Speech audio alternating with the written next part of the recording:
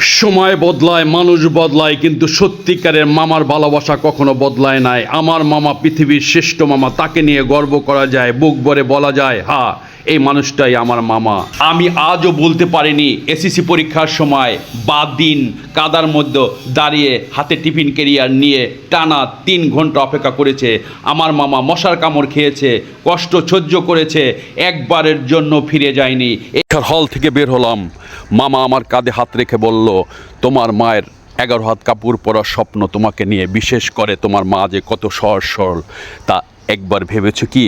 তা এতদিনের আলাপেই বুঝেছিলাম তুমি তোমার ওই সহজ সরল মার অনুকরণশীল হও, দেখবে ভালোই থাকিবে। জীবনের কোনো খণ্ডে দাঁড়িয়ে মামার কথা স্মরণ করো, সমস্ত সমাধান পাবে ইনশাল্লাহ।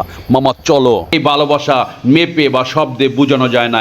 ঈদের পরের দিন বাড়িতে গিয়েছিলাম, মামার অসুস্থতার কথা শুনে আমার মা ভাই সবাই গিয়েছিলাম। যে সম্মানটুকু করেছে আমাদের পরিবারকে তা ইতিহাস হয়ে থাকবে। বিদায়ের সময় তাকে জড়িয়ে ধরেছিলাম, আমার মামা তখন অজরে কেঁদেছে, সেই চোখের পানি আমি দোয়া হিসেবে নিয়েছি।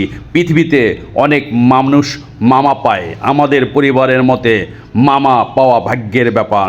মামা হচ্ছে মায়ের ভাই, শুধু সম্পর্কের হিসাব না, মামা হচ্ছে অভিভাবক, মামা হচ্ছে শিক্ষক, মামা হচ্ছে উপদেষ্টা, মামা হচ্ছে সাহায্যকারী, মামা হচ্ছে মানসিক সাপোর্ট এবং জীবনের গাইড। বিপদে পড়েন একবার, মামা দৌড়ে যাবে বারবার। মামা শুধু সম্পর্ক না, তিনি জীবনের সবচেয়ে নীরব আশ্রয়। আজকে এই পর্যন্তই বন্ধুরা, ভালো থাকবেন, সুস্থ থাকবেন, খোদা হাফেজ। এবং লাস্ট একটা কথা বলবো, আমার মামার জন্য দোয়া করবেন। Palestine, tomorrow will be free.